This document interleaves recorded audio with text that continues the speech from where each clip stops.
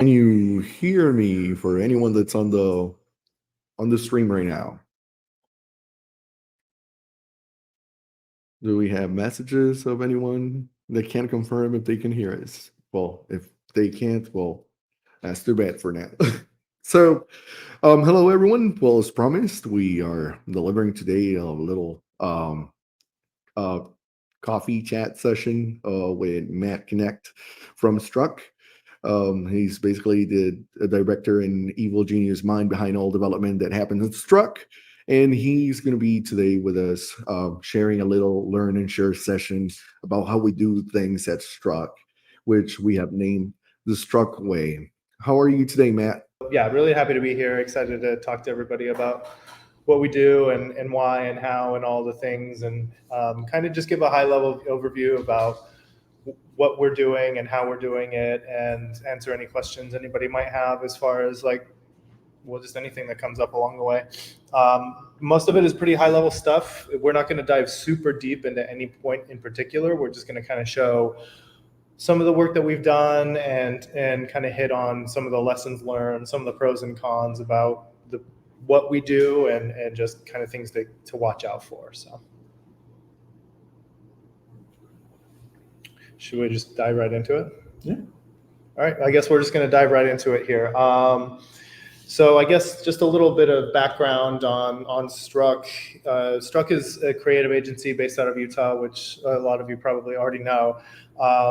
We have a kind of a heavy emphasis in creative, rebranding, reimagining people's directions and missions and how they want to talk about themselves. So by virtue of that, Struck wanted somebody with a heavy sort of creative aspect as far as making things pretty and making things that look nice. And so that's why I joined Struck as the developer there to help them kind of imagine or convey what they're imagining in the digital space. And that's traditionally been my specialty, or that's where my strengths lie. I previously worked with Rain, which a lot of you probably have heard of, if not been long enough, like Jose and Christian worked with those people back in the day. So I worked with Steven for a long time, and that's what I did for Rain as well, as a lot of that sort of pretty websites work, and sort of pioneered some of the processes we continue to use today for Struck. So I've been doing this for a long time, probably a little over 10 years now, and that's kind of the long and short of who I am if you have not met me, but chances are I've worked with you at some point. Yeah, so we'll just get into it. So here's kind of what we're going to be talking about today. I gave you already sort of a brief overview of who I am.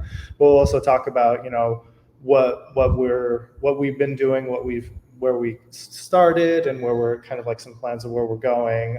We'll talk about Vue, which is something we use as a front end for the sites that we build using WordPress. And we'll talk about some of the approach that we utilize when we're doing that. We'll talk about what we've done to improve it along the way. Then we'll talk about some of the fancier pieces of what we do and give some examples of that. And then we'll talk about some of the other improvements we've made, because in the past we used REST, and now we're starting to make a transition to using GraphQL instead. And we'll talk about some of the benefits of doing that and why we decided to make that transition. All right, so the inception of where we started and where we came, basically, my idea for doing this was because WordPress is ubiquitous in so many spheres when it comes to CMSs. Everybody's worked with CMSs. Everybody knows how it works. So it's not really something that needs an introduction. And so I wanted to start with something that has mass appeal, that people understand and know already. But I still also wanted to use tools and modern web practices that I'd come to appreciate. And that this was kind of what was born out of that. PHP is cool, I guess, but it's not, more often than not, very fun to work within. And if you've built a WordPress website, chances are you've struggled with some of the some of the drawbacks and in a lot of ways archaic practices when it comes to PHP because it's an old language. Did something happen? Okay. Can you hear me now? Yes. Okay, so yeah, if you've worked with WordPress, chances are you've worked with PHP, and I didn't want to work with PHP within WordPress anymore. We still work a little bit with PHP, but it's only to get what we need out of it, not necessarily as the driving language for what we're doing and how. From there, I wanted to really just be able to make a WordPress site, but better, using more modern web practices. So that means turning WordPress into a single page application using a framework such as Vue. And the reason I chose Vue as sort of our framework of choice rather than something like React, which would also be possible, is that I appreciate how Vue is structured more than React. I never really took very naturally to practices like using JSX. It felt a little disorganized to me. So I always appreciated how Vue is sort of kind of like set up and created, and the single page template approach always appealed to me more than using JSX. Any questions so far? Nothing on the chat? All right, then let's just keep going. So I kind of already touched on Vue as kind of like the front end framework. So this is kind of like the Vue plus WordPress approach. It in effect turns, after runtime, turns WordPress into a single page application. So it works as you would expect a normal Vue website to work. It just has WordPress sort of powering the backend and the CMS from there. So what we do is called something I like to call pseudo headless.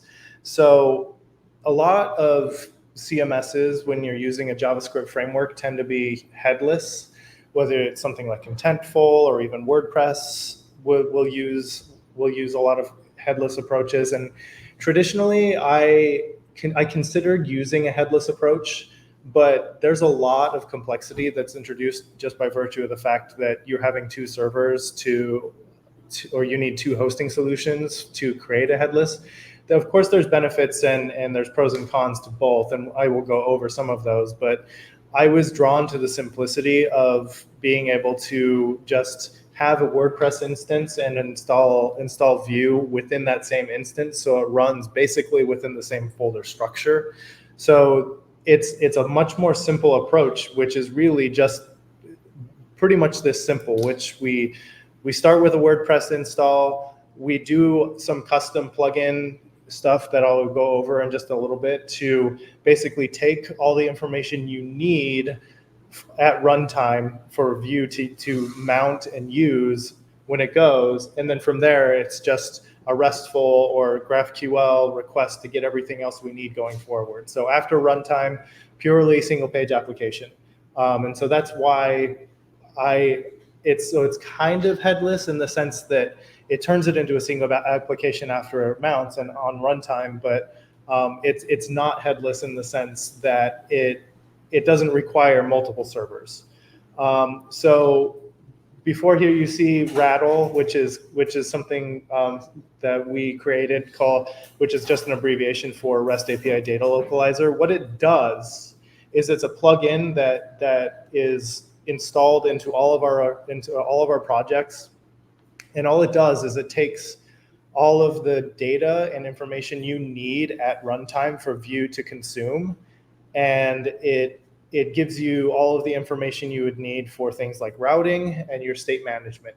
And it creates a JavaScript object for it, and then that's how it knows all of the information it needs at runtime. So Vue can take all this information and run with it. It also has some caching features installed. So if you go to the homepage on a website and then you navigate away and you come right back, it doesn't do a subsequent request because it has all that information already. It just gives it right back to you. And so that was kind of the benefit, and this is what made the pseudo headless approach possible, because it's taking the information from the WordPress install that it has already, it's just piping it through an object that JavaScript can then take and then consume using Vue. So that this is if you like queried that variable in a console in Chrome or something, that's what, and open it up, that's what this looks like. And here's kind of like your functions PHP file that is how it passes all these endpoints through to, you can see the routing. It's got a little callback within the plugin that we built to give you all your routing, and then the state management for all of the endpoints you'll need for all of the kind of like post types and pages and other things, like if you had categories or tags or anything right here, you just add it through here using the name that you defined within WordPress, if you're familiar with creating those things, and it'll grab those things because it creates an endpoint for it natively through the WordPress REST API, and here we just pipe it through. Pretty simple. The plugin itself is not all that complex, but really the intent is just, it's something we built. I put together like 5 years ago, and I literally have not touched it since, because it hasn't needed to. All it's really doing is getting all the information that you need for WordPress or for Vue to mount, and then go from there. That's why this graph is like almost as simple, dead simple as possible. There's almost nothing else going on beyond this, which is why this approach was helpful. You never had to update that with like WordPress something? Nope, because it's just raw PHP. There's nothing that needs to be updated within it. It's literally just it takes the information that WordPress provides natively and just creates that object from it. And so here's kind of an example of how that API works. So it's just, we use Axios, but you could use any kind of HTTP library for generating a response. Then you grab that Vue WordPress variable, and then that's how you sort of like pipe through all your routing. And then the base URL ends up being your WP JSON, which is where the URL that WordPress uses for all of its REST API requests. And then you basically just get all your information from that. So when you make a request, it just returns all that information for you. It's pretty simple if anybody has ever used the WordPress REST API. And so that's why I wanted to approach it this way, because it's using WordPress features natively. So there's no like spaghetti code that comes out of it, or there's no kind of like super proprietary architecture or anything like that. It's just taking what it does natively and utilizing it as simply as that. Some of the pros to this approach are it's a single host, so you don't have to mess with any kind of like headless. So you've got your CMS hosted someplace, and you've got your front end hosted someplace, and how they talk to each other. It's a single host. And because it's a WordPress site and it's built within the WordPress site, it's hosting agnostic. So you don't have to worry about really specific hosting requirements for where you put it. Anything you can host a WordPress site on, this will work within it. So sometimes you have problems with, oh, this doesn't use the version of Node that I need, or oh, this doesn't, X, Y, and Z. This doesn't have that problem. If it works, if whatever hosting solution you're using can host a WordPress website, even if it's rudimentary as something like an ES2 or EC2 somewhere, it would probably still work. So if WordPress would work on it, so would this. At the end of the day, it's still WordPress underneath. If we decided we don't want to use Vue anymore for this client, they don't like it, we could remove all of our Vue, and it would still be a WordPress underneath all of the hood and everything else. So it's still all of the PHP stuff that you're used to. It still works just like it. We still use some of those template files for server-side rendering purposes. So it's still a WordPress site under it all. Another headless problem, if anybody's ever worked with any headless CMS, that sometimes you get CORS problems, especially if you're working, even if you're just looking for an asset. You're going to look for something in the media library. You're trying to find a piece of media, and you send a request to do that. If your headless server doesn't have the considerations or exemptions you're looking for, it's just going to give you a lot of grief. CORS problems can be kind of a pain in the ass. It's something I just didn't want to deal with, so I'm not dealing with it. It's all coming from the same server. So we get all of our assets and all of our things from WordPress from the same server without needing to mess with any of the CORS features. And because it's built on top of WordPress, it's easier to integrate native WordPress features and things like, all of your usual SEO stuff, all the security stuff. It can integrate pretty simply with some of your other more popular plugins like Gravity Forms or things like that. And because it's WordPress underneath, server-side rendering is a lot easier. I wouldn't say it's like plug and play. We still have some features in our template or in our repository or boilerplate, if you want to call it that will generate templates for us based off of the view work that we do. But after that is done and all those templates are generated, if you were to unmount JavaScript and then reload the website, it would still be, it would still look more or less the same. It would be featureless, but it would look about the same. And that's what Google crawls for server-side. That's why server-side rendering is a thing. But yeah, because we're not managing a server as well as a front end, that there ends up being less architecture by virtue of that. We don't have to have a whole stack for your server to manage all of that, and then a whole stack for your front end. It's just a WordPress site. We're just building Vue on top of it, so it's a lot less architecture to consider for multiple hosting environments. And because it's a WordPress site, I mean, it's got all the SEO features you would expect from a CMS like that. Some of the cons, because it's not fully headless, you have some performance hits to, one of the reasons people use headless and why headless works on paper is because you have just what you need. It separates everything. So you've got your server and your CMS on one side, you've got your front end or your application on the other, and it uses everything it needs from there and just grabs what it needs from the server. Because the two are linked, we take a bit of a performance hit. It's not so significant that it's a big consideration, but it is something that is worth mentioning. I would say on average, it makes things maybe 10% slower, but it's not so severe that it's a massive consideration, but it is one of the main selling points as to why you would use a headless approach. And so it bears mentioning. And so because of that, you don't get the freedom of decoupling those two between your server and your front end environment. Server-side API consumption can be a little bit difficult.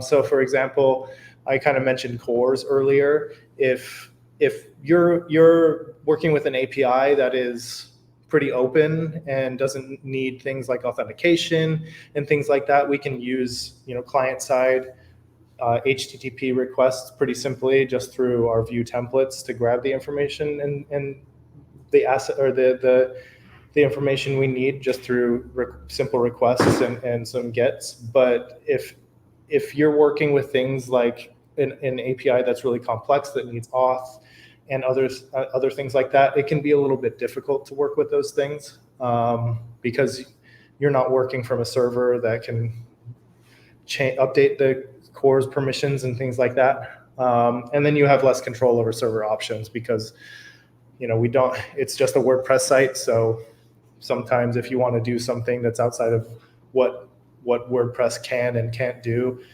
there's not a whole lot of ways to solve that problem. If anybody's worked with a WordPress site, it's Apache and sometimes Nginx, and that's it. So if you wanted to work within a more JavaScript centric server, I'm sure you could find a way, but it's not really the default way of doing it.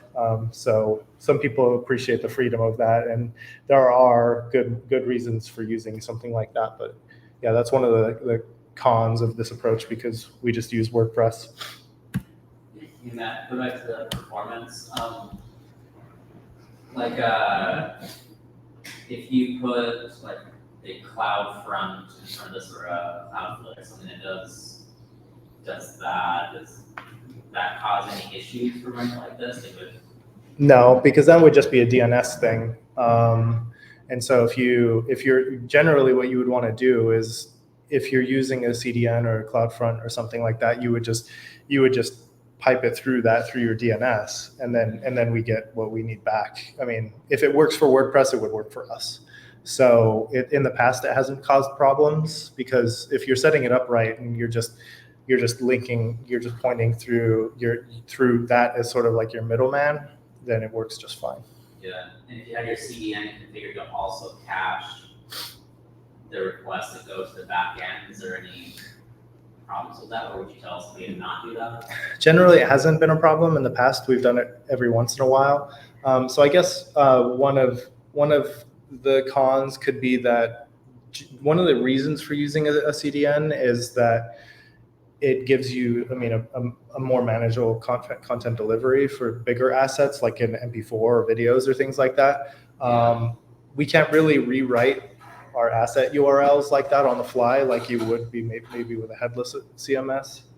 So that's another thing that potentially can be a problem. I haven't put enough thought into thinking through that. Perhaps there's a way to work around it, but it's not something that we've integrated yet.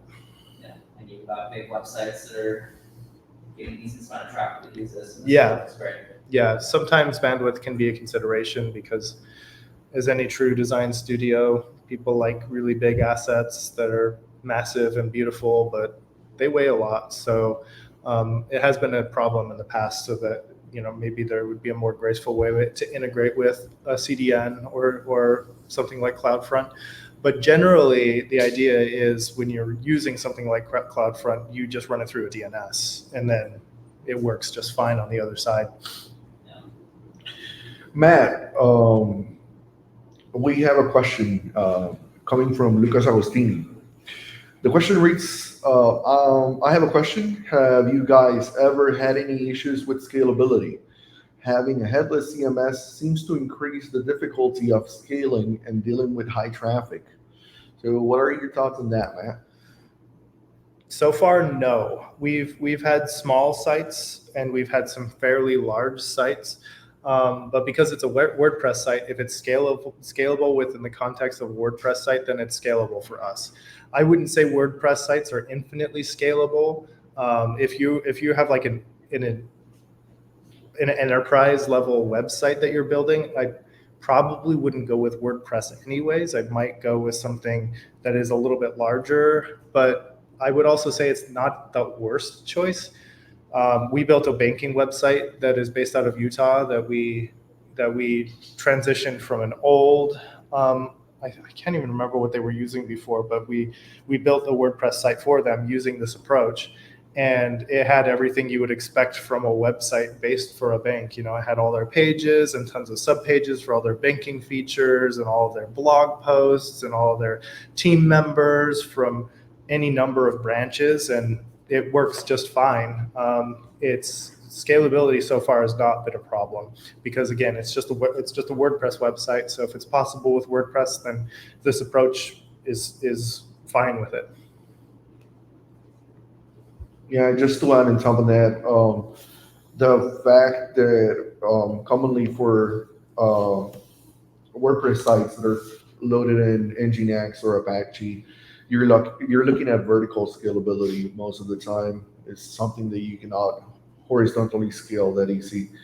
So you have to take under consideration the amount of resources that you're going to be allocating for that WordPress distribution. It's certainly a concern whenever you're doing that for for big sites, but there's always ways that you can just leverage tools like using CDNs for content delivery and just making sure that the server is scaling for the parts that matter, like making the requests over to the API so that you make sure that most of your traffic is just routed directly or handled directly by something like a CloudFront Right. or a content delivery network, and basically the part that's the business logic then is done by the server that is hosting directly the WordPress. So there's different avenues that you can take in order to try to make the best out of both worlds where when it comes to scalability. But sure, having the fact that WordPress mostly can only scale vertically rather than horizontally, it commonly brings a concern whenever you're thinking about big sites. Yeah, I mean, generally for our purposes, it's been scalable enough, and I would say it's appropriate for small to medium-sized websites. But yeah, if you had an enterprise-level website, I might want to think twice about not using this approach. You could, and you could probably get away with it, but it might not be the best solution for this. But it's not a problem we've encountered thus far, and we've done this dozens of times, and it's been good every time. So We have another question. This one is coming from Luis Lopez, and the question reads: have you had any problems using this with an integration like WooCommerce? that's a great question.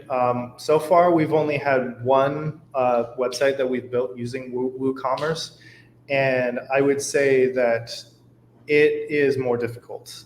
It's definitely not as out of the box as you integrate with just your typical WordPress website, where you add WooCommerce and it gives you all the stuff out of the box, and it does do that. But the problem is, because we're using a RESTful type of approach to the pseudo headless, it's plugins aren't always just plug and play where you've got your general website.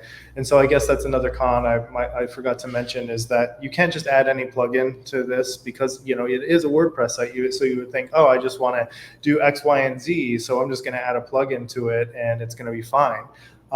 That's not the case. We generally, as an agency, or as when I talk to clients, we don't throw plugins at our website needlessly. We heavily advise against that for a handful of reasons. So generally, that's an okay thing. But for WooCommerce specifically, we did a lot of work with WooCommerce to work with their API to get all the information we needed. So it's another step beyond what we've been talking about here. But it is possible, and we have done it before. And Gustavo did that work a lot for a website we did called Or. That uses WooCommerce, and so this approach does work with WooCommerce, but not out of the box. There's a lot of work needed for it. Yeah, you're totally right on that. Just to add to that, there are different things that you should take under consideration when it comes to WooCommerce, because you have your content management part, which is basically managing your products, managing stock, pictures, and variations, which is basically things that you can get from the WordPress API just by installing maybe a WooCommerce API plugin, or just using the WooCommerce API that they make available through the plugin itself. But then you have the other aspect of it, which is making payments using something that is not a PHP template.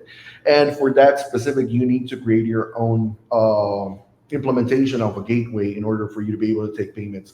Because for the approach that we're taking for building these sites, you're basically delivering an SPA. It's a single page application that does not use any part of the PHP templates. And the parts that we use from the PHP templates are just basically for the server-side rendering and getting the good grades on the Google search engines and whatnot. But we're really not using the functionality that is being dispatched by WooCommerce via their templating system. So if we were to implement a checkout system for this specific kind of websites, they would really need to be built from scratch in order for us to be able to interact with the payment gateway part of WooCommerce. Because commonly, if you have played with WooCommerce in the past, you do not have an explicit API that works for processing the payments. You do have API endpoints for fetching products, fetching variations, price changing, coupons, and everything. But whenever it comes to the payment gateway part, there's nothing that WooCommerce offers you out of the box. And whenever you try to read their documentation, they actually tell you that um, they really they're not interested in making an implementation for the payment gateways using the API due to the security concerns and security risks that are involved on actually sending information through the wire via HTTP requests. So mostly that's taken care of via just getting the information from the PHP templates and then handling everything on the WordPress site, which is a server site. But yes, it's totally doable. You can create your own custom endpoints on WordPress that do take care of making the transaction using the SDK of the payment provider, and then just update the data manually. Once you have maybe a webhook that hits you back over to the side, maybe on a custom endpoint, and then you can just update the transaction with the status that you get from the payment processing system. But it's something that is really involved whenever it comes to making e-commerce sites. It's really something would advise against if you're really gonna take payments on a WordPress site, which is following this approach.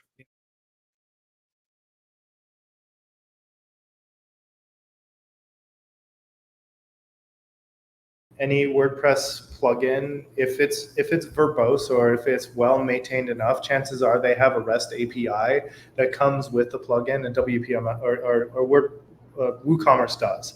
And I was about to mention like WPML. If it works directly through the WordPress REST API, which WPML does, then we can make it work within the context of what we're doing, right? It pipes the information it needs through WordPress. And that's why we also use things like advanced custom fields, because when we use it, it pipes that information through the WordPress API, and then we make it a request. We get the information we need back, and then we can do what we need to with all the information. And so another really ubiquitous plugin for WordPress for contact is Gravity Forms. We can use Gravity Forms and other plugins like that because it has its own API. But one of the downsides to this approach, because it's a single page application and because, yes, it is a WordPress site underneath, that doesn't necessarily mean that it works perfectly within the single page application approach. We have to work through that API.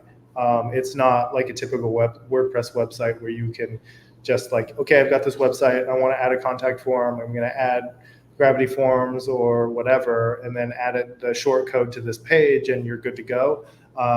It needs a more custom approach to that, which for our intents and purposes has been fine because we build these kinds of custom solutions for our clients. But it does make it a little bit more difficult to update them or just add something super easily. It needs a more custom approach. All right, we have another question. It seems like this is the follow-up question. It says the thing is that what happens when you need to add like an extra add-on to it instead of the basic one like the coupons or payments. Okay, so I guess this question is still related to WooCommerce. So let me just go through it super quick. We actually had to do that for the client where we worked on WooCommerce. They had this custom implementation of emails that they used to receive on the back end. So like their core sales team would receive an email that will be a PDF that contained like the summary of everything that was purchased and whatnot. So it was like a PDF plugin implementation. And I'm not gonna lie to you, it was a nightmare. We had to build an API layer on top of that plugin in order for us to interact with it, because there was no way for us to interact with the plugin natively. This plugin was like, it didn't have enough resources, or it wasn't like just popular enough for it to have its own REST API developed. So we had to do REST API implementation for the classes that we're working on the background for it to interact with WooCommerce natively. So right after we did that, we were able to implement the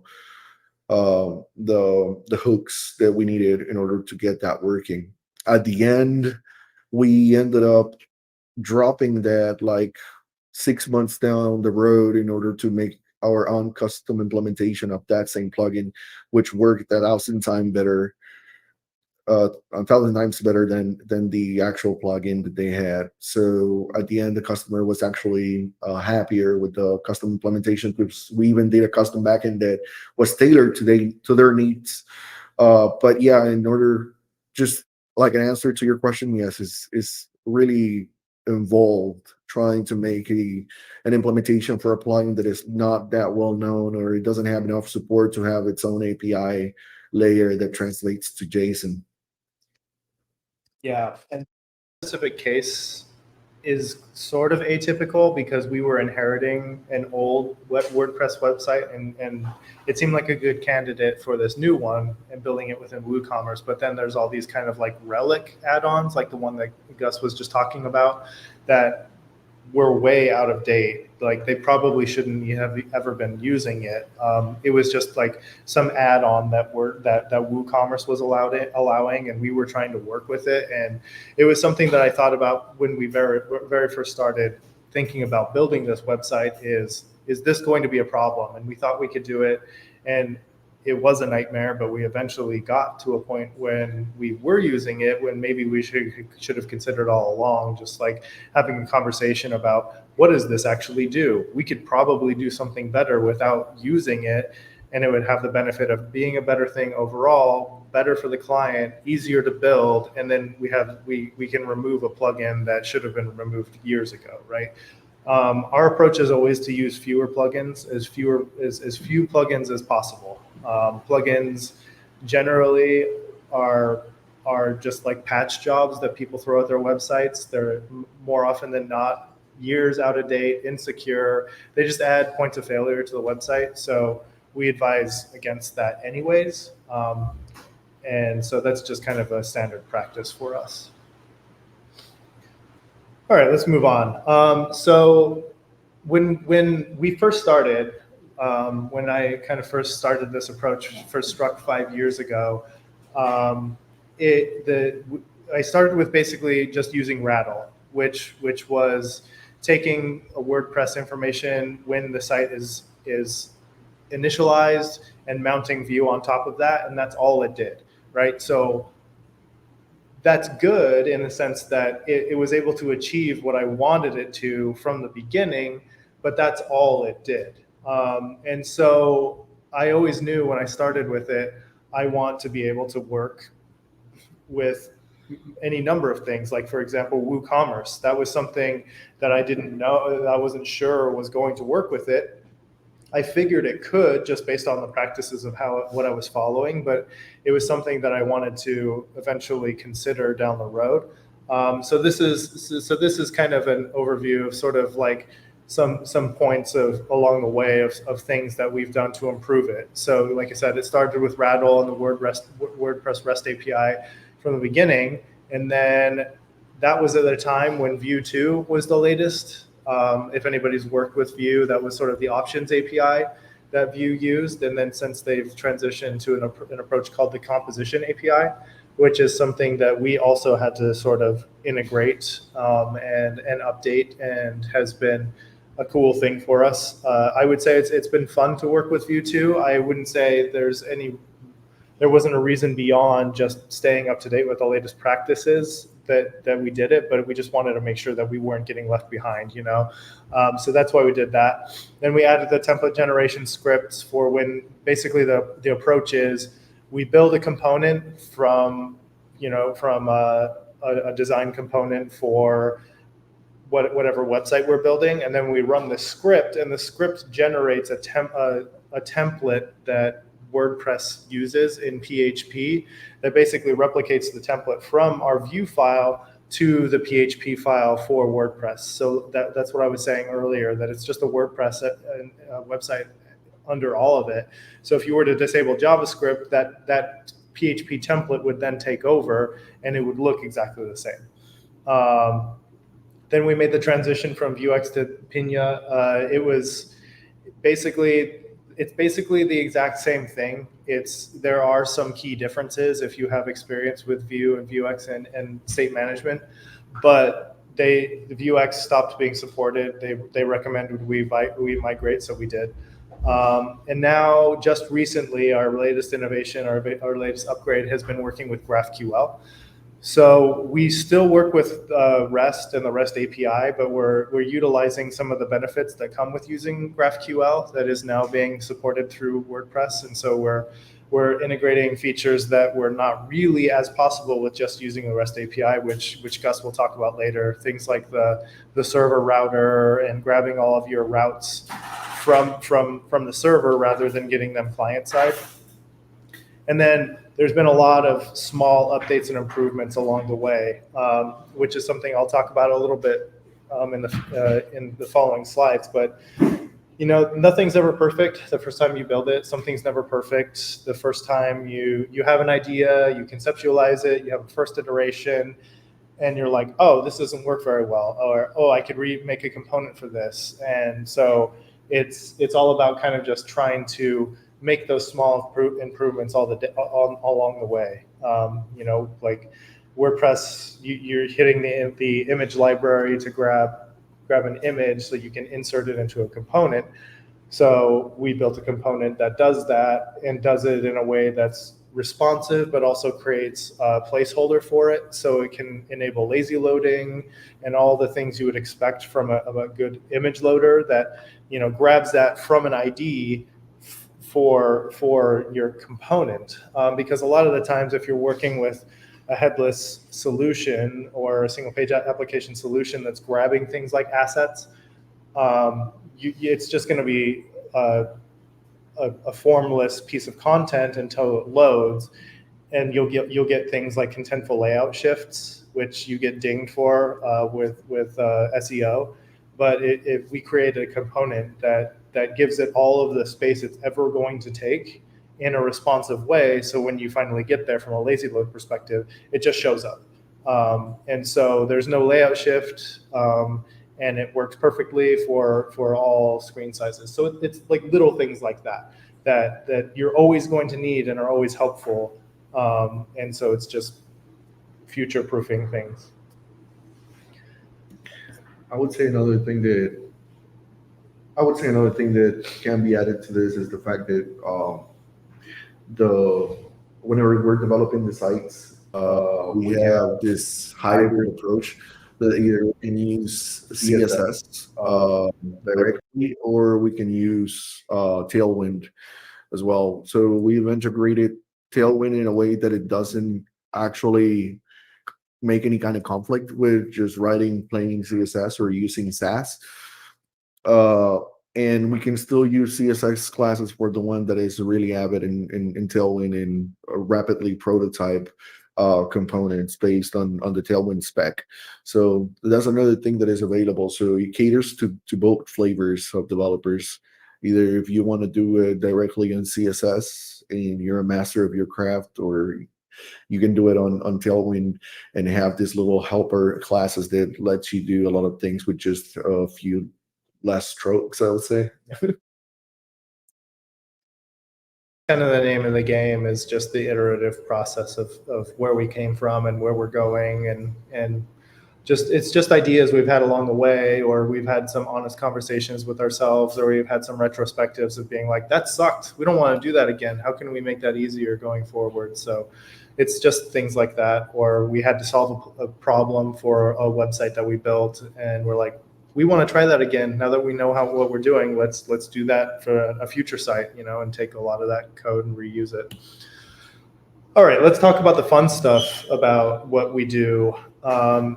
So I always like to call it bells and whistles. We build these cool websites that are pretty, that are recognizable, that people notice. And we do that using a handful of technologies, but More often than not, it's using any number of these, GSAP, also known as GreenSock, Lottie, Rive, and Spline, which is kind of a newer addition to our websites. So chances are everybody here has heard of or worked with GSAP. It's kind of been the gold standard for DOM manipulation since the jQuery days. We use it for simpler content timelines, like parallaxing, image and text transitions, things like that. We also use a feature that GSAP offers called scroll trigger, which has been really helpful for us for handling transitions and timelines at certain intervals, or while the user is scrolling, or to trigger when the user hits a specific part on the page. And then just basic easing for, sometimes CSS easing is a little bit janky and not smooth and tough to get exactly what you want. And GSAP is a little bit more verbose than that. So I wanted to give some examples. So this is a website we built, and it's got sort of this carousel, I guess, if you want to call it that, but it has these special kind of like the way it kind of animates them in and scales the adjacent ones back. And so this is all using GSAP. And so it uses that pinning to basically pin this element here, and then it just as you scroll, it scrolls at an interval, and then you can use its callbacks for the intervals for these little pagers and things like that. So this is all using GSAP. One of the benefits of using GSAP is because it's been around for a long time, there's tons of documentation, there's tons of resources, there's tons of discussion about where and how, and so it's pretty great. We use it for a lot. Here's one a website we just built called LifeMine, and so little like intros, like the scaling in the background and the revealing of text and the ins and outs, all GSAP. The line back here. So the scroll experience that we're using and following of just elements and some parallax things, these are all GSAP. They're less complex animations and easy to kind of create some cool interactivity with the sites that we build without too much complexity in the end. So we've been using GSAP forever. I've been using it for a decade, and it's been pretty great. So you can see it's just little subtle things like the names of the cities right here. So is there any time you would just use straight CSS animations and things, or is that I just skip it and go straight to this all the time? Yeah, so the question was if we would ever just use straight CSS animations or transitions or things like that. And the answer to that is yes, but generally it's for a very specific, super simple thing. For things like hovers, that's something I'd use just CSS for. There's generally not a reason to add GSAP to something like that. You could, but it would be over engineering it. There would be no reason to get that specific with every one of your animations. So some simple things like your button and link hovers can get by just fine with using a simple transition in CSS, or even just like a keyframe thing. You could definitely do that within CSS too, and we still do pretty frequently.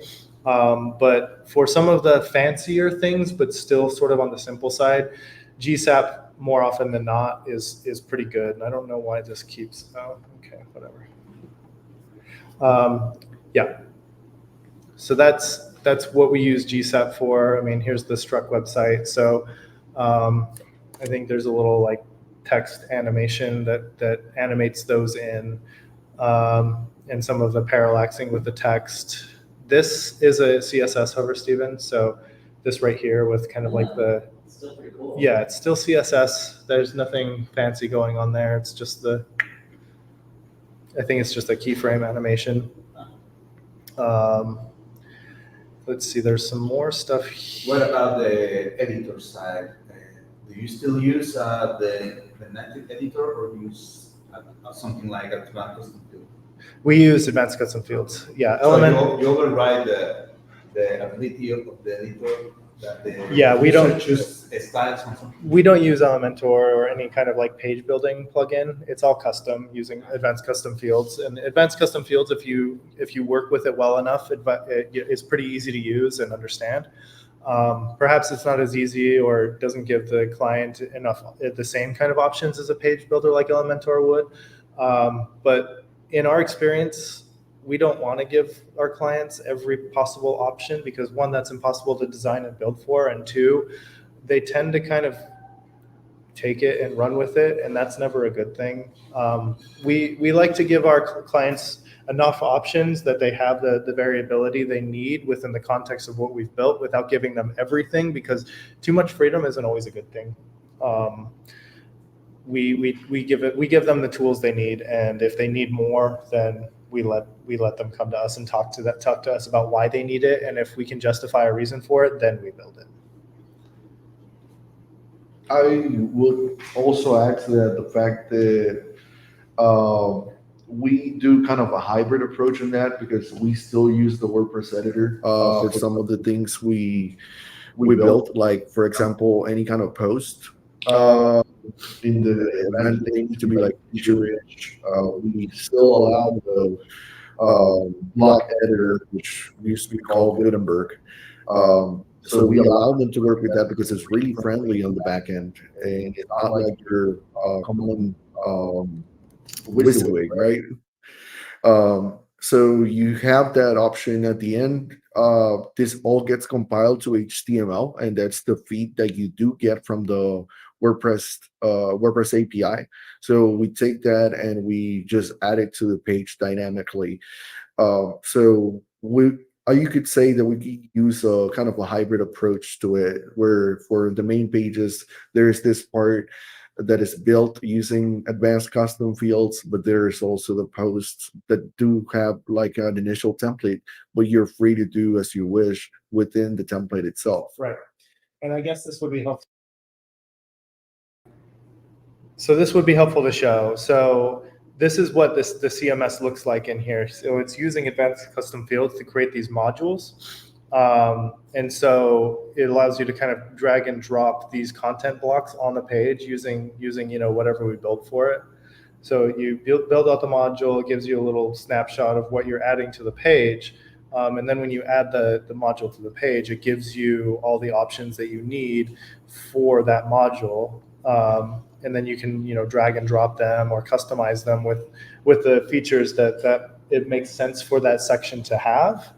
And then it uses all the native WordPress stuff to pipe that through for your request. So that's how we build out the pages. And so this one is just a page, and so it's using these content blocks that we've built for it. But for things like your posts, it's just a WordPress post using the same WordPress blocks you would use for anything else.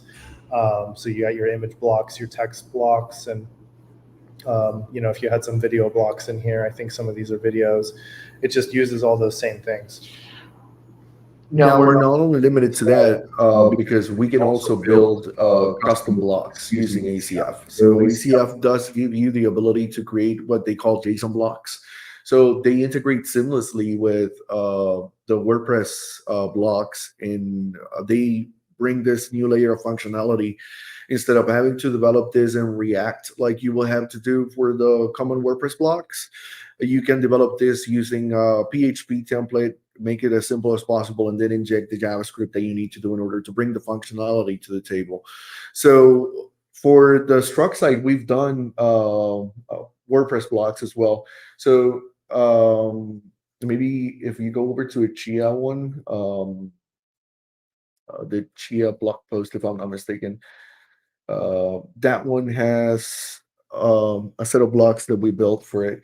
So like, for example, that one that you see right there that has the little the ram, which is one of the pets on Chia's site, that is directly rendering Rive assets. So Rive is basically an animation runtime, and we wanted to have this option for us to have the marketing team being able to inject this Rive animations without having the technical know-how of how to do that. So we went ahead and created a block that allowed us to do just that, which is basically give you the tools that you need in order to have the cool part of it available for you a few clicks away. So they basically just got the Rive file, and they're just like a background setup and a few other little settings, and then they're good to go. They don't need to know how to run Rive or how to work with the Rive SDK. They just know that they have that block available in order for them to add interactivity and functionality over to sites. Yeah. So there's a lot of things that can be done from both ends. Either it is pages or posts. Yeah, and so that's pretty much the reason. And so hopefully just like the brief look at the CMS illustrates why this approach is valuable. Even though there are some drawbacks to it, like we discussed earlier, it's just WordPress. I mean, it's our clients know WordPress. Pretty much everybody knows how to work with WordPress, and if you know how to use WordPress, then you know how to build the sites. We don't have to do all this, reinventing the wheel or tell people, oh, we decided to use this CMS that nobody's ever heard of before. Good luck. We're building sites that people understand how to use and maintain for themselves going forward, because we're not always going to be there, right? Eventually, they're going to want to be able to take their site and manage it on their own, or they're going to want to transition to somebody else working on it. Using this, they can do that. All right, so I was kind of in the middle of talking about some of the things that we use GSAP for. So like this little text highlighting thing uses GSAP, and if you look down below it, there's the sort of struck logo that gives this kind of like RGB element to it. Like if you had your face too close to an old like tube television, those are all things using GSAP. So another one is some kind of like pinning and parallaxing elements. So basically it's just more or less, if there's a simple use case for using elements on the screen and you're just trying to transition them, GSAP is probably going to be what you want to use for that, and traditionally what we have. Then let's see, next, here's an example of how that's actually done in some of the code. So we just define a GSAP instance, and if it's going to be pinning or anything like that, these are all GSAP native, or I guess GSAP library. If you're familiar with it, it uses it just like you would use it for anything else. We're not doing anything special or manipulating it at all. One of the requirements for integrating any kind of feature or improvement into our workflow is that we don't want to reinvent the wheel, right? We're just trying to work with it in a way that makes sense. So if you added this to like a code pen somewhere, it would still work. So it's just animating elements that we're putting through within a timeline and defining when it should start and stop and stuff like that. So pretty standard stuff. So another one is we work with is called Lottie, also known as body moving. And so we use this for more complex animations that we get from designers, or sometimes we do it ourselves, converting complex animations from projects like After Effects. And then you can kind of customize the playback and events and callbacks using the library. And then that usually comes exported in the form of JSON or a new extension they're kind of working with right now called .lottie, which is a little bit more performant than JSON, because JSON, depending on the animation, can just get pretty heavy. So .lottie is kind of a response to that. So that was the here's what that looks like in practice. So here, this kind of like scrolling animation, this is all using Lottie. It's we control the playback based off of the beginning and the end of a scrolled position, and it animates this entire timeline based off of that. So it allows you to create pretty complex animations that you would not be able to achieve with kind of like a more DOM manipulation approach, like GSAP. So this one is a lot more involved. I would not want to build this with CSS. So that makes a good use case for something like Lottie. So there's like another website, there's like this kind of like dots that go around this oval here. You could build this in CSS, but that would be a pain in the ass. So these are good use cases for things like Lottie. Here's this sort of like looping animation logo here. That's a Lottie. We've got this image that sort of builds itself and falls into place. That's a Lottie. And then I think there's like a logo animation here.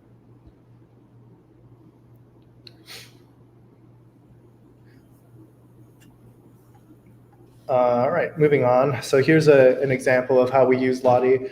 Again, it's just the library itself. We're not doing anything special. We're not like reinventing the wheel. We're just taking what the references and imports that Lottie uses through its library, piping in what we need and hooking it up to callbacks and applicable lifecycle methods to make it work. Nothing too crazy. All right, another one we've talked about briefly already is one called Rive. We've only used it once for one project, and that was the Chio project. So this website here, which we actually just won an award for, it's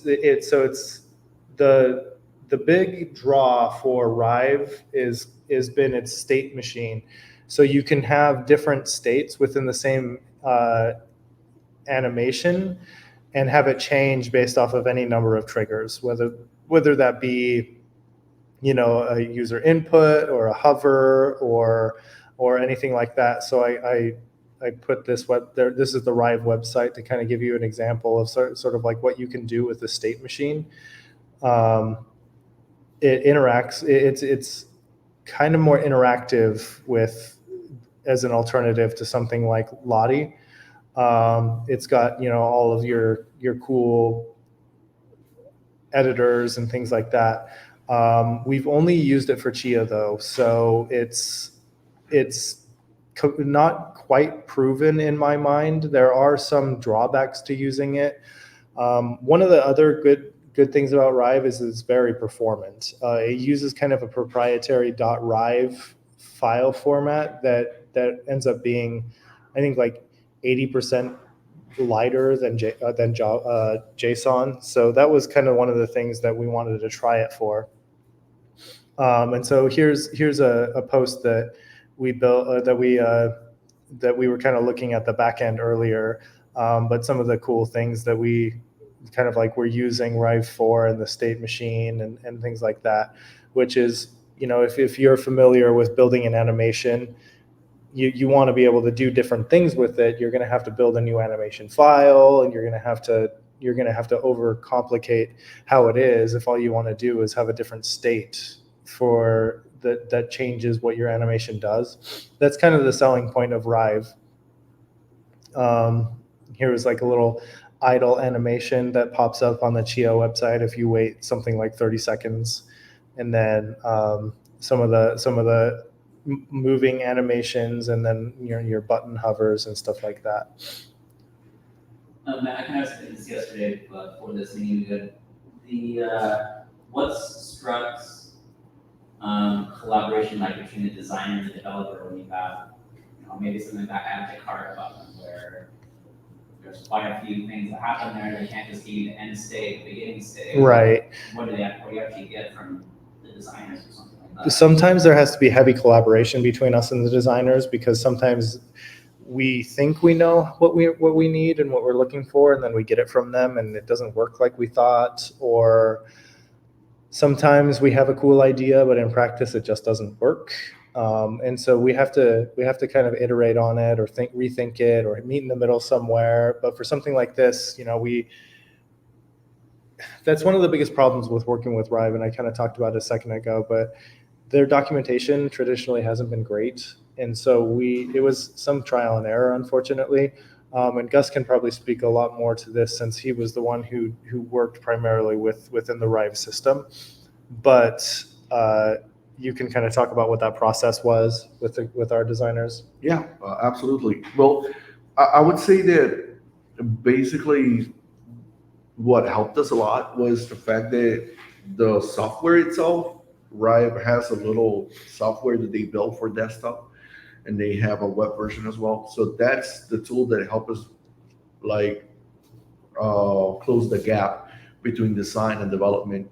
So the designers can use that tool? Yes. So designers we're able to get into that tool, get the design done, and then just like give us a direction of here are the three different animations that we did. We have an idle state for Remy, we have a running state for Remy, and we have the one where the chia leaves grow, right? And they have all those three separated. So I would come in as a developer and just do a state machine, which is the logic part of it, and start building the logic. So by default, you'll have a default state. The default state is going to be 0. And this default state will call the animation from frame 1 to frame 20, which is your idle animation. Remy's doing nothing, it's just basically breathing. Then I will build another state machine that does take another input, let's say 1, and that one will be Remy running. So if on the front end I go ahead and call it to the SDK and I change the state from 0 to 1 whenever you hover, then it would change. It will do an easing or a transition, a mixed transition, when it will transition from idle over to running. And then if it needed to be something mixed, like you're running, but I want the chia leaves to grow, it also took care of that. Visually, I was able to create another state machine that will mix both of them. It will do interpolation of the keyframes in order for me to have the best of both worlds, have it running and have it change the transition of the chia leaves from not having them to have the full bush. So that's the I think one of the centerpieces for the whole thing working with Rive, the fact that the software it caters not only to designers, but it caters to developers as well, so that you can have this collabor- collaboration that works seamlessly between both departments. Is one of the things that helps us the most, but at the same time, due to the fact that we were learning how to use the tool, there were a lot of hiccups and problems down the road. But they've gotten better with the tool. There's a lot of things that we'll learn from that project, and I think that for complex animations like this ones where we have characters that do different things, and they're supposed to have like different roles or different actions throughout the site. Rive is king for that. But for something that is a little more simple and down to earth, then certainly we would pick something like Lottie for it. Right, if designers in, are they, can they get designs they've done in Figma or somewhere else and paste them in there, or they be creating everything in Rive? At the moment we were using it, they had to recreate it in Rive, which was kind of a bummer because they had their things already done in Figma and they had to recreate everything inside of Rive. Riot had at that point just a little importer that imported SVGs, and then they had to do SVG exports of all the pieces like the legs, the head, and all the moving parts. They had to be exported separately and then put together inside Rive. But Rive has evolved. If I'm not mistaken, they already have a plugin that does Figma imports, so it directly takes everything and it does take care of the tedious part of putting everything together and not exporting as SVGs. And they've been doing a lot of work with different software to try to import different things. Like for example, they have this new option where they can now import Lottie files over to Rive, and then the people from Lottie responded by doing an importer from Rive to Lottie because they're trying to win that race, and that's one of the things that really fosters innovation. The fact that you have a competitor that directly is trying to always one up you, so they're always pushing forward this technology, and we just get the benefits out of it. Logic you're creating a state machine for this, does Rive have a state machine you're talking about, or is that like the UX part of it? That you're programming the state machine, or whatever you say you replaced UX abilities. It does have things that you can work on for the state machine. So you can basically do things on hover, on scroll, on click, and it has them by default. But the amount of or the level of control that we needed for them was not something that we would use for all the animations. So for some of them, like for example, the one that shows on the header, there's just basically a hover animation and it does everything with just hovering. We'll leave it at that. We'll let Rive take care of having the event listener that listen for the hover state and then do the animation. But there are some others that needed our input. Like for example, the animation of the little cat showed after 30 seconds of idle time. That is something that we are actually taking into account. We are counting the 30 seconds inside of the view state of the at an application level. If I'm not mistaken, that is more of a PHP approach that was followed for that one. So it was done in a JavaScript file. It waits for 30 seconds and then it triggers everything.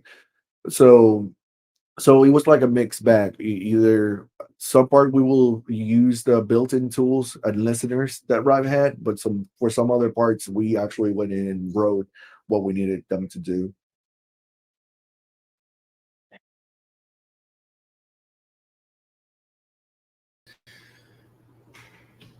Yeah, I'm not sure we're going to continue using Rive.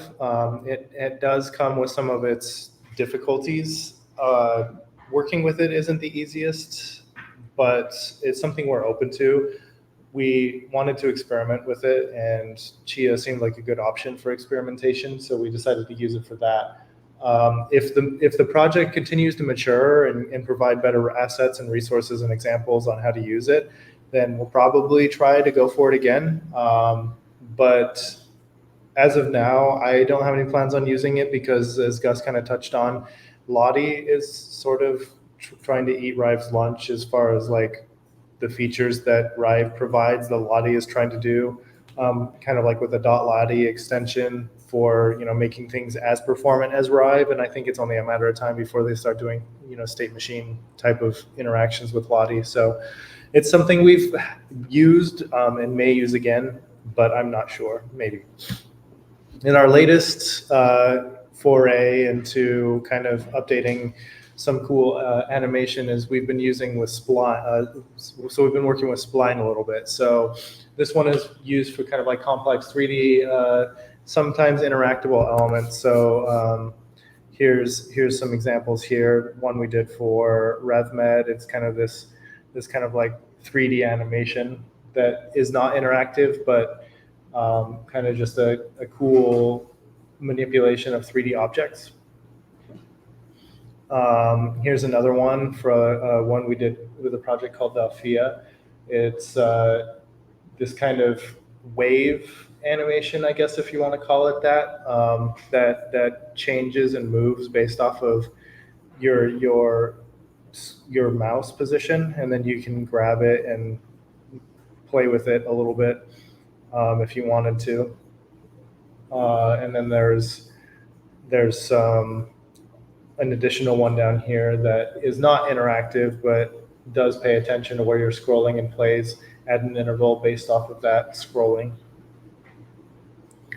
And then there's another one here we built for one called Incitro that plays this kind of like DNA helix in the background as you scroll down the page, and then transitions to more of a wireframe mesh as you get closer to the bottom of the page.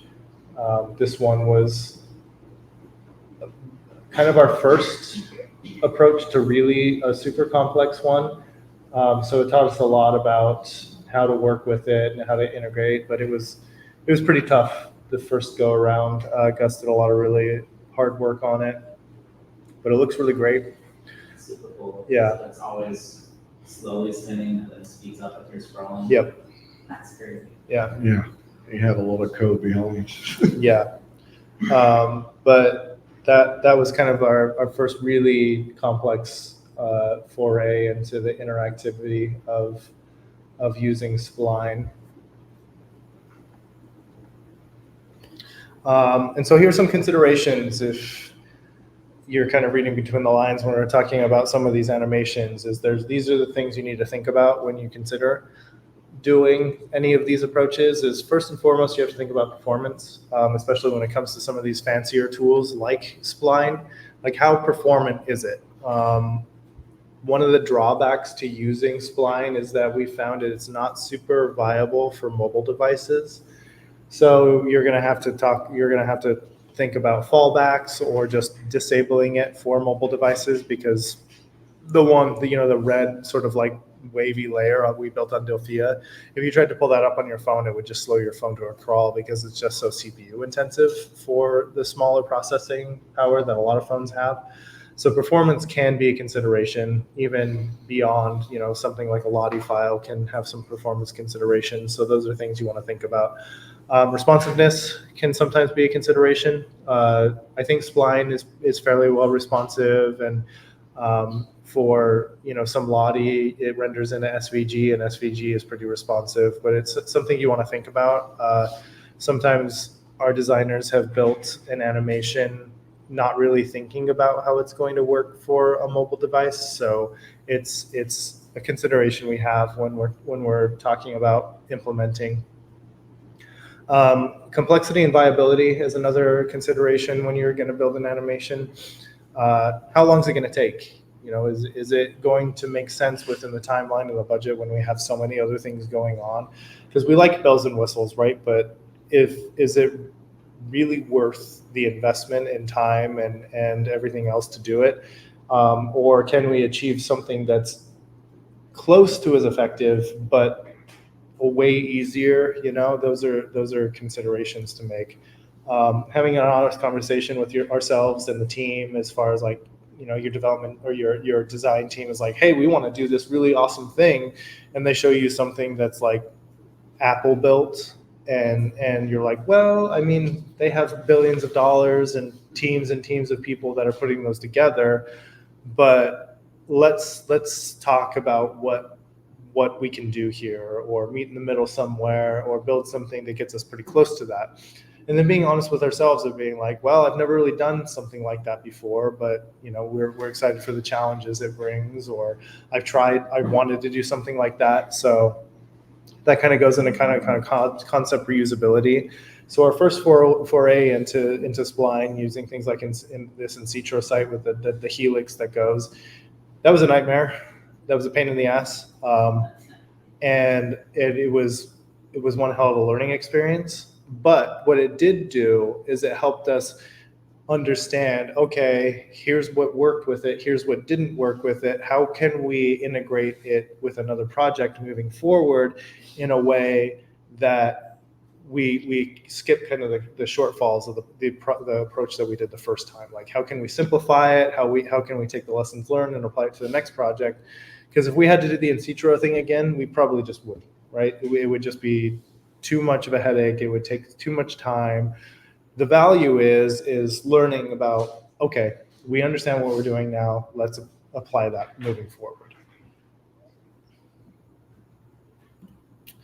All right, and now we're going to talk about GraphQL. Yes. Follow-up question on the animations. So Struck has been including this in a lot of your marketing or corporate websites you've been doing, and it's super cool. Does Struck, or do you have any notion of, does it make a difference from like a marketing or page view duration, or is it just cool and everybody's more proud about their website because it's got the animations in it? That's a good question, and one that I am maybe too honest about. When I talk to our designers about. The short answer is yes. The metrics and the heat mapping that we've installed the websites has shown that it does promote not only our impressions, but our time on page, but it also, people talk about it. People talk about a lot of the websites that we do. We do a lot of work in the biotech space, and very frequently people will reference sites that we've built that are direct competitors to clients moving forward. They don't know that we've built them, but they do reference them as being like, oh, we saw this cool thing about this website that people are talking about in the community right now. we want something like this, and we're like, oh, that's cool. Maybe we'll be able to do something like that for you. People talk about this, right? And it's more than just a pretty picture, right? People notice it. People take a second look at it. People want to play with it. It encourages them to continue going through the website to look at all the other things that we might be doing under the hood, or what else is going on here. It interests people. It's interesting to me, so I'm for it. Yeah. I mean, people like to see stuff that surprises them.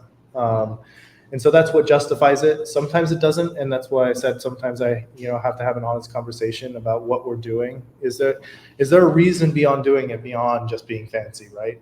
Sometimes that's enough, and we're like, yep, we're just doing it because we want to, and it's like, okay, can we? Sure. But if sometimes we're just being fancy for the sake of fancy, sometimes I have to rein it in a little bit, or have an honest conversation with our designers to be like, this one doesn't make sense. Let's pick our battles a little bit. So,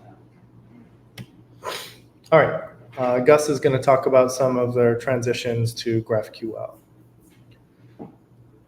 All right. Perfect. So, not long ago, we were going through this session, which we do most of the time at the beginning of the year, where the queue is really low, about enhancements. And one of the enhancements that came to our mind was, how do we fetch information a little more efficiently, or is there any way to make it easier for us to fetch information from the backend over to the front end? And anyone that has talked to me for over 5 minutes knows that I love GraphQL. This is something that I'm not going to deny. I love working with GraphQL. Most of the projects that I do that come from me to big scale, I run them with GraphQL. I work with it from the very beginning, and I ended up liking it a lot. So I was really hyped to see the GraphQL coming to WordPress whenever we first got the first alpha for WP GraphQL. So I had it on my radar, and I was waiting for it to become a stable plugin, and it became a stable plugin in maybe 2021, 2022. And then it's been there on the back burner, waiting for that moment for it to shine. And I said, like, this is the perfect moment to implement it. So let's go ahead and do it. So let me just go ahead and share my screen. It's not part of the WordPress core. It's being maintained by a private group that developed the actual plugin. It's open source. And right now it's being sponsored by WP Engine. So it has pretty good backing.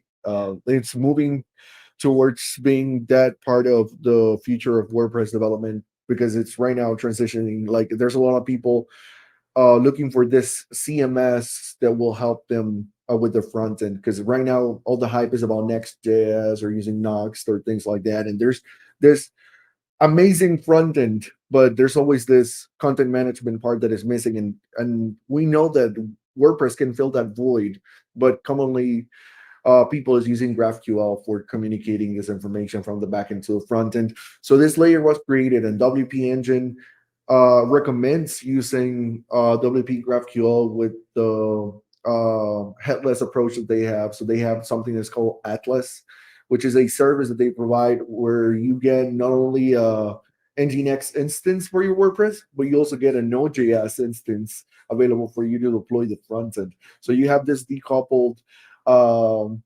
um, system where you have your headless WordPress CMS, and you have your front end that can be loaded with any kind of JavaScript framework.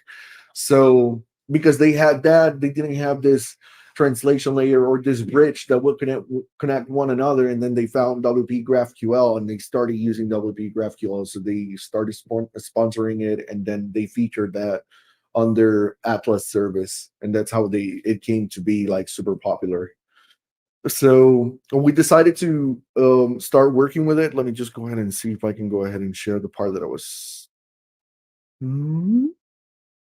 Okay, guys can see that, or you're just share. looking at my page. So there we go. Perfect. So This is WordPress GraphQL. Basically, it connects with anything that can do either HTTP request, or if there's an Apollo client developed for it, you can connect to it super easy. Now, why we picked GraphQL for it? One of the reasons why we picked GraphQL over REST is the fact that whenever you're presented with data that comes from a WordPress endpoint, it's really verbose.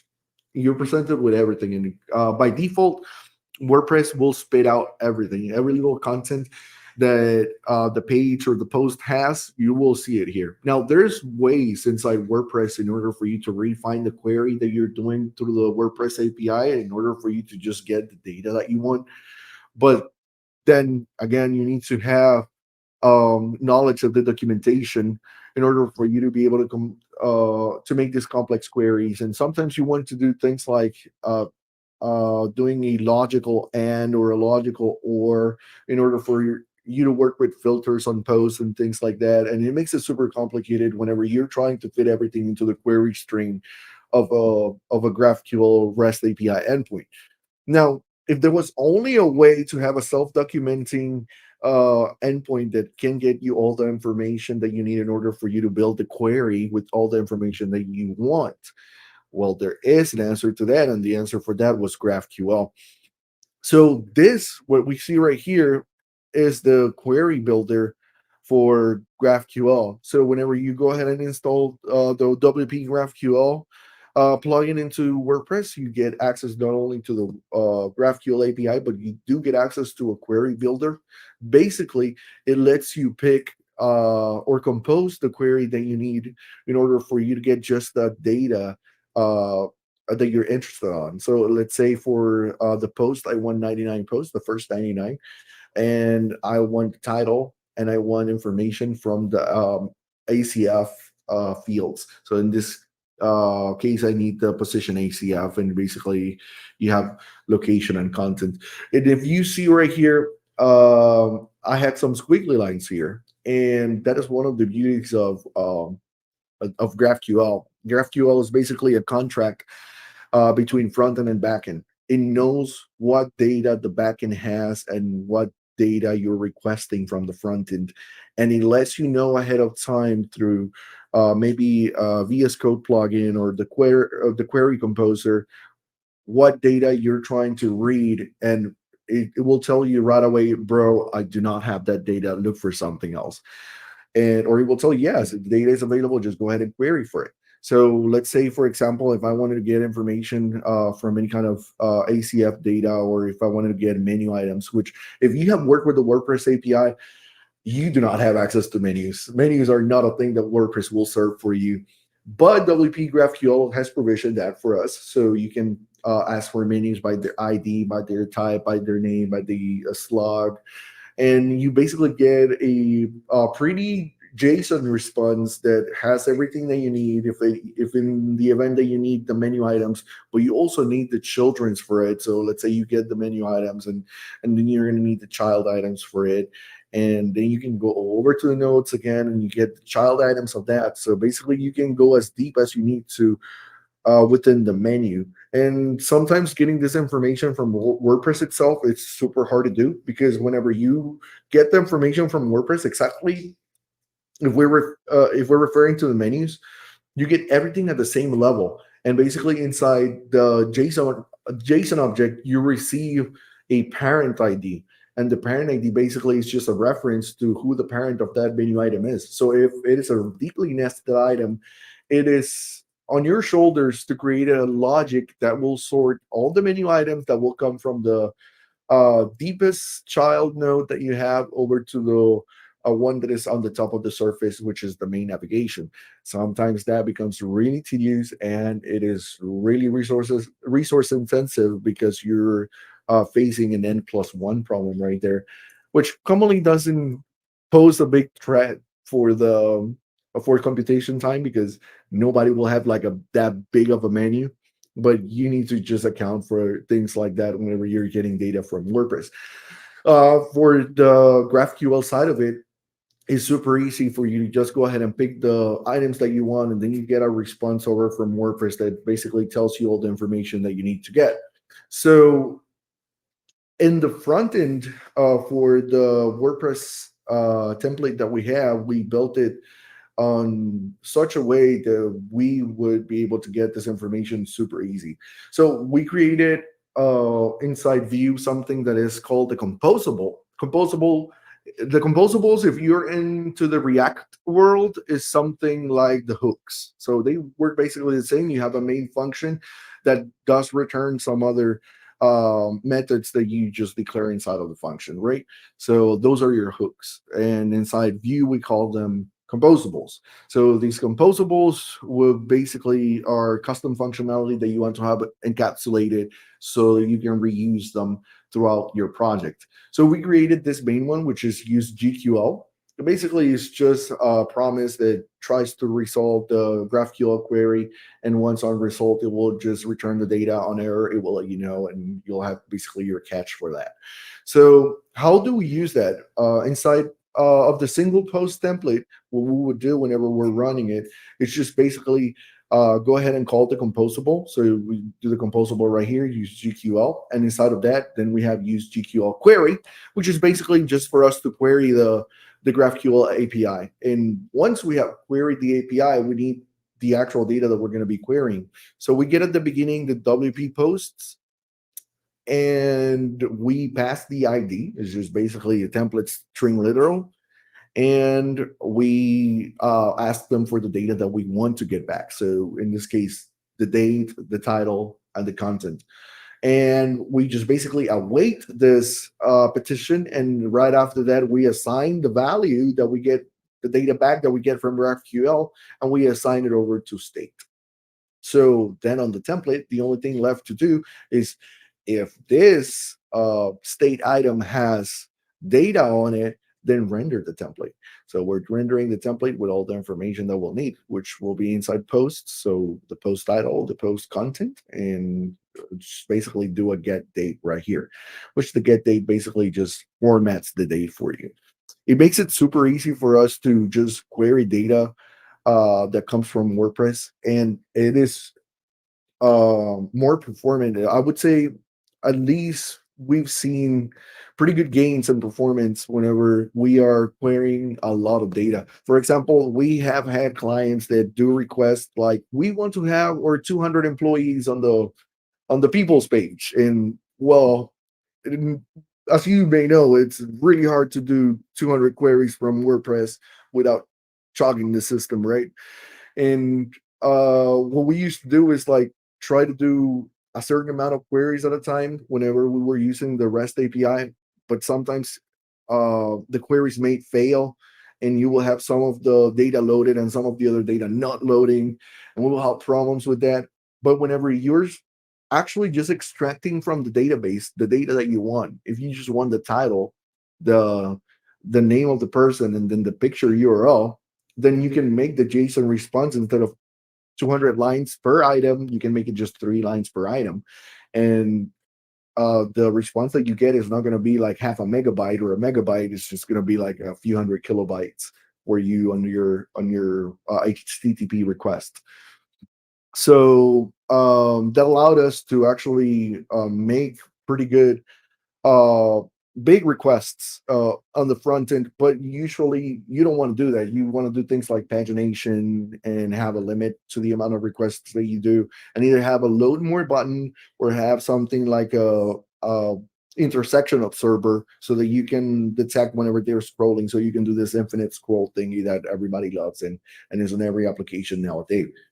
So we do that also, and actually, WP GraphQL makes it super easy for you to make this kind of requests. Like for example, there is one of the sites that we have live right now, which is LiveMine. Let's see if right here. So let's load that up. Sweet. That is Lottie right there. Slotting action for us. If I'm not mistaken, that is inside the culture and careers page, or I know it's inside the news page. So let me just go ahead and click it. There we go. Perfect. So we have press releases and in the news. And after we get to a certain threshold, because we're asking right now for 2, 4, 6, 8 items. So after 8 items, if we want to fetch more, WordPress would allow us to do that pretty easy using GraphQL. So let's just go ahead and command F12, no, function F12. Are you still able to hear me? Because I'm not sure if I muted myself. Can you guys hear me? That was a dumb move right there because I'm not that used to the. Oh, there you go. Yes, you can hear me, guys. That's pretty good. So let's go over to. Let's just close this one. Let me see if you can see right here. We're just gonna do super quick the network tab, and we're gonna see how this thing works on request. So we're gonna do a load more, and it's going to load more information. And as you can see right here, we have a new GraphQL request. So the preview of that is basically just with the data that we needed. There's a specific data that you need in order for this thing to work. So you get the page info. So the first thing that you need to know if we have a next page after this, which we get right out of the box from GraphQL, it will tell you no, there's no next page. Don't even try to fetch another thing. So that saves you the fact to go another round trip and get a 404 or get a 500 or get a 403 unauthorized, and you just get a false response right from the previous request. You have the end cursor, which is the last item that they have available. And that helps you whenever you're doing this kind of pagination stuff and you don't have to build this custom pagination engine on the back or try to work with WordPress pagination. You can just go ahead and do it directly over with WP GraphQL. And inside, this is just basically all the information that we need, either the categories or the post ACF data, which in this case, you get the link and the resource. And on the notes here, you have the categories. There are things like the category colors that we added here, and basically the information that comes for the posts that we have requested for. And you can see that every time that we make a request, for example, for items in the news, there's a GraphQL request that is made here. But then there's this beautiful part about GraphQL and Apollo. Apollo basically is the front end client that takes care of the connection with GraphQL and does the bootstrapping for us. Is that it has an in-memory cache, and it also has a persistent cache layer, which will prevent you from triggering another unnecessary request in the event that you already had the data. So if I was to go back to this step right here, there should have been a request made to GraphQL in order to get this data. Why wasn't it made? The reason why it was not made is because we already have this data. Uh, Apollo creates this connection with GraphQL that works based off of a key. This key basically is um, a cache version indicator that will tell you if information has changed on GraphQL or not. So if there's no information that has changed on the GraphQL query, you get the response immediately from GraphQL saying, okay, there's nothing new, just don't fetch anything and nothing will be fetched. So basically this information we get it. If I go to in the news again, there's nothing that's going to get fetched. If I go ahead and reload the page and I go ahead and try this, let me just go ahead and clear that here. And I go ahead and try this. There's no new request made, not even if I do the load more right here, there's not going to be a new request. And the reason for that is because we're not using the in-memory cache in order for us to save round trips over to the server and try to relieve some stress from the server itself. We are saving that inside the application memory, which we know as local storage. So in this case, we are saving that to the session storage to make it a little more volatile. And you can see it right here. So you have the Apollo cache persist, and it saves every query that we do. It assigns a little ID to them, and if the event that the query contains the same amount of arguments, it will just not make the request again. It will just serve the information from the cache layer so that we don't have to do another expensive query over to the API if it's not necessary. Now, this also brings concerns about having cache data on your session storage that may be up to date. And that is one of the beautiful things about GraphQL and Apollo, that it just has either the option for you to blow this cache manually in the event that you need to do it, or you can just go ahead and sit for it to expire automatically whenever you get a new cache ID or cache key from GraphQL. It eventually does a random request where it just verifies the cache version, and if the cache version is different, then it just blows everything and starts requesting again. And that's basically how we use GraphQL inside of the WordPress websites.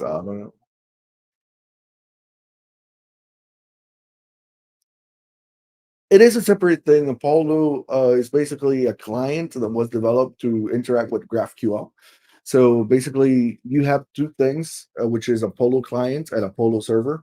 So it is meant to be like the middleman between raw GraphQL queries and state management and interaction of the data that you get from the server. So commonly managing those things is pretty complicated. It does take time and is really involved in order for you to do things like cache layers, cache invalidation, automatic retries, and all these cool and nifty things that you need in order to have a pretty good relationship between your backend and front end whenever it comes to HTTP connections.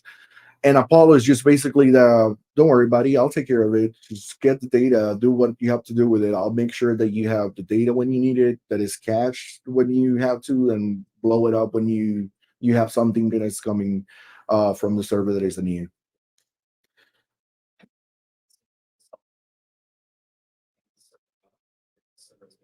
It is actually something that you could do for the GraphQL implementation that we're doing, since it is PHP based.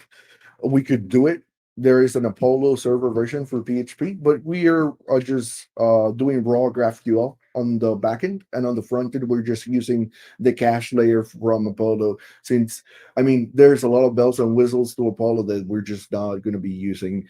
The beauty about it is that also allows you to do some tree trimming whenever it's building, in order for us to just get the capabilities we want and not get the whole pie. We're just going to eat a slice. And with the WPQL plugin, I'm using GraphQL WordPress.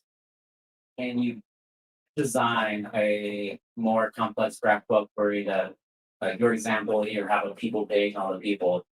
Let's say there is a relationship between all those people and the main page that shows up on. Could you do a request as one GraphQL query that includes the main page and all those other pages that relate to it as one long query? Yes, it is something that you can do.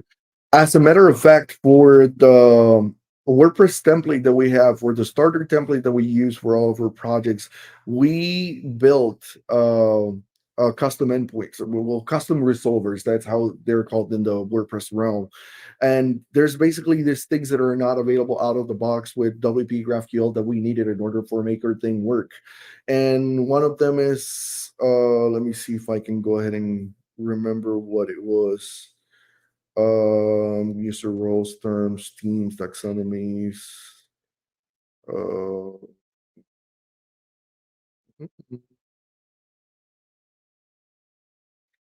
let's see, where are you? Got menu items here. Not menu items. So, for example, gravity forms. Gravity forms doesn't come by default on WordPress. It's not part of the core, right? And we needed to create a way for us to actually fetch through GraphQL the gravity forms and get all the information that we needed in order for us to build these forms, right? So what we did is that we extended WP GraphQL. It does have a pretty good documentation that allowed us to extend it in order for us to add new resolvers with the custom things that we wanted. So we made a little resolver that, based on the ID of the gravity form, we will get everything. We will get the type of field, the name of the field, if it's a required field or not, if it has a default value or not. And at the end, we'll also get the URL on where we have to submit this data in order for it to be resolved inside the PHP part of WordPress. So they do take its time for them to be like pretty robust, like just to have a good resolver that would work for any case scenario that you will use it for. So it involves a little bit of testing and PHP fiddling, but once you have it at a stable point, then it is really solid for you to work with them.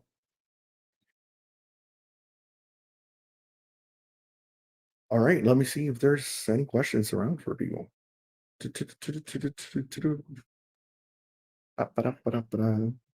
Chat.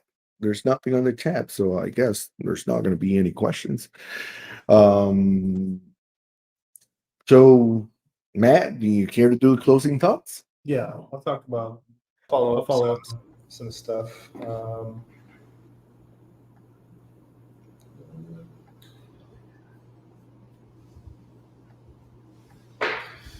Okay.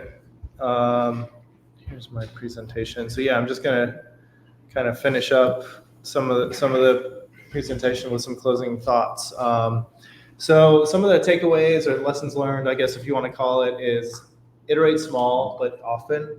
So we didn't add all these things overnight or for a single project, or have all these ideas.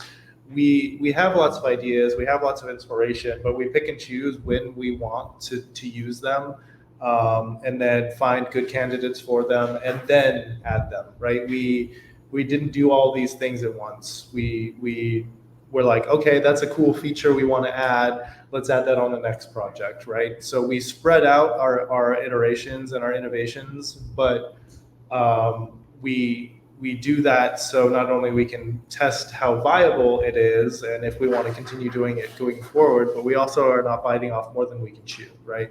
So we have lots of ideas. We just get a little bit more prescriptive on how we do that.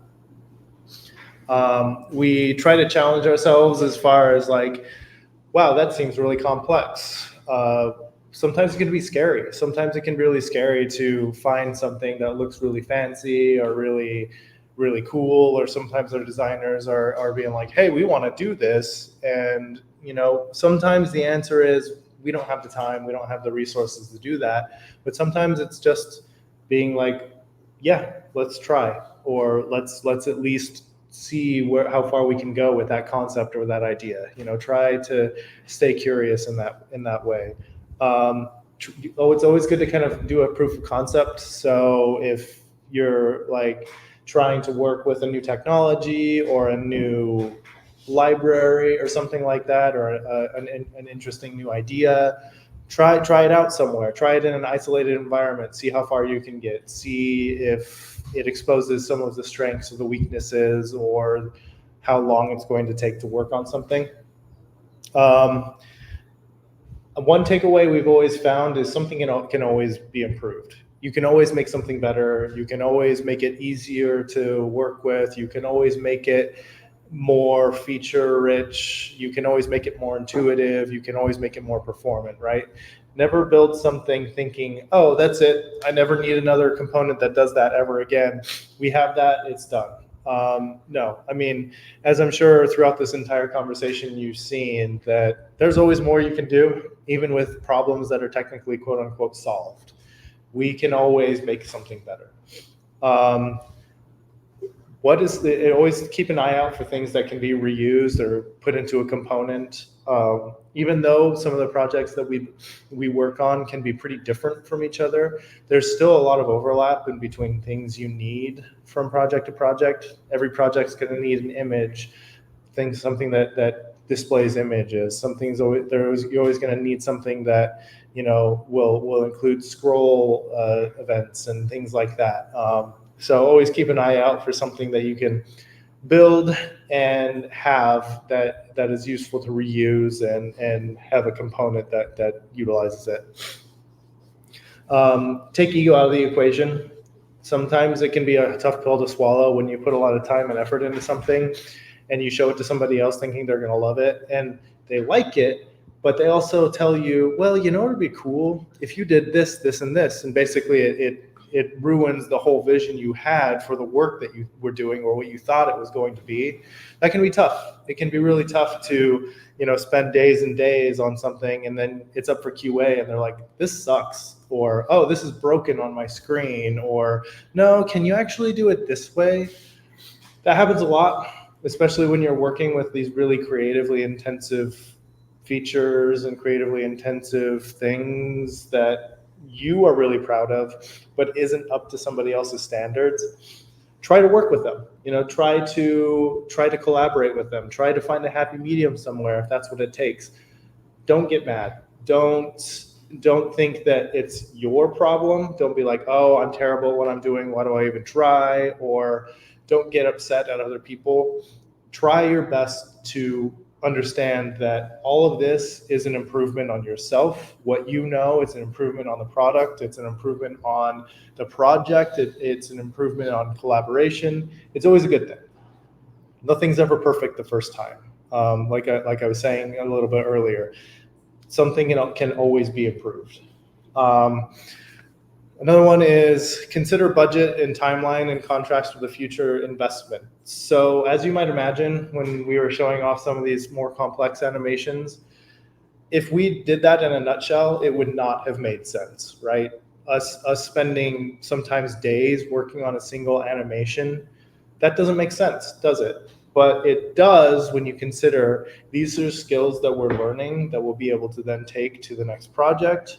These are investments that make sense to us because of these things. Have a conversation for yourself as far as viability is concerned. Does it make sense within what we're doing now?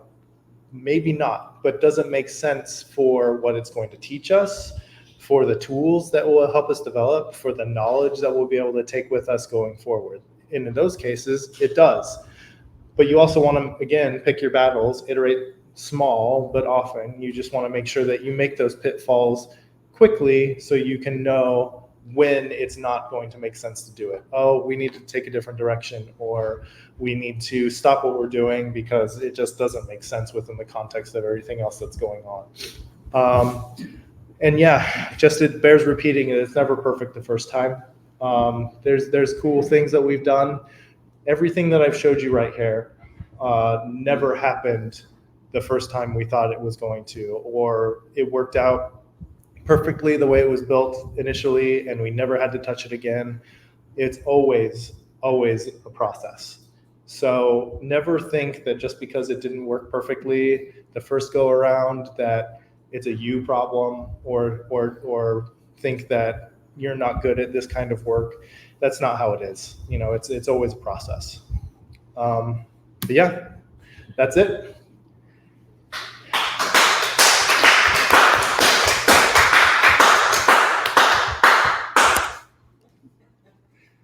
Any questions anybody might have of?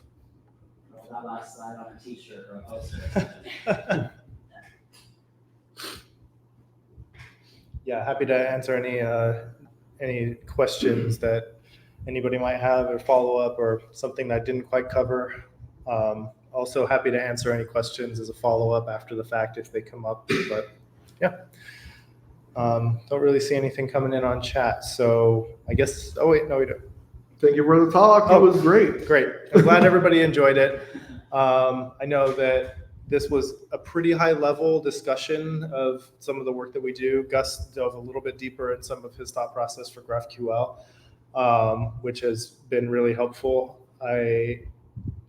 It's just that stay curious component of the work that we do, right?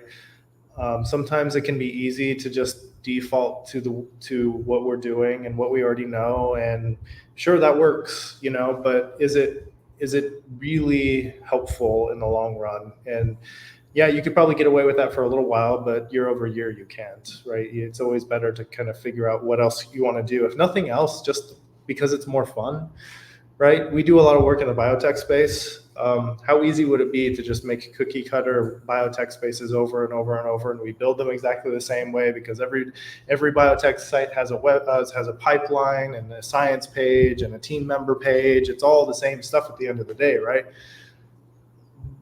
That would be boring. That would get really boring really quickly. It can be frustrating to continue to stay curious and have these annoying conversations where you build something fancy and somebody's like, that doesn't work at all. You're like, yeah, that sucks. I don't want to hear that.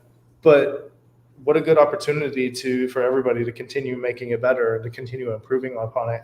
I'm not going to lie to you. Sometimes it can be really frustrating when we try really hard to build something that people will like, and people still have feedback.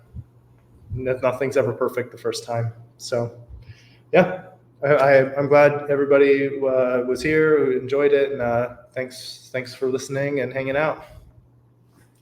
Thank you Bye. guys. Bye.